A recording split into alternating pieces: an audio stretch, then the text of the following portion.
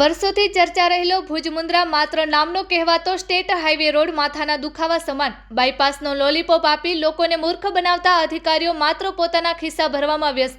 Overload ટ્રકોથી અકસ્માત zone બનેલો અને લોકોના જીવ લેતો રોડ પર ઓવરલોડ ટ્રકોના ડ્રાઈવરો અને માલિકો કોઈની પરવા કર્યા વગર રોડ પર ચાલે છે। એમ્બ્યુલન્સને પણ જગ્યા આપતા નથી।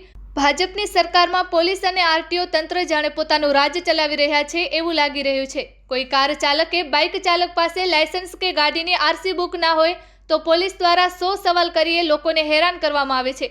તો આ ઓવરલોડ ચાલતી ટ્રકોમાં શું માલ ભરીને લઈ જાય છે અને કેટલો લોડ છે એ પોલીસ કે આરટીઓ દ્વારા ક્યારે પણ તપાસ કરતા નથી, કારણ કે હપ્તાઓ મળી જતા હોવાથી નાના લોકોને હેરાન કરી અને પોતાના કેસ પૂરા કરતા હોય છે। આમ જોઈએ તો ગુંડાઓ અને હપ્તાખોરોનો દિવસે ને દિવસે વધારો થતો જાય છે। ઓવરલોડ વાહનોથી લોકોના જેટલા પણ જીવ જાય છે તેના પાછળ જવાબદાર માત્ર ને માત્ર આ ભ્રષ્ટ અધિકારીઓ છે।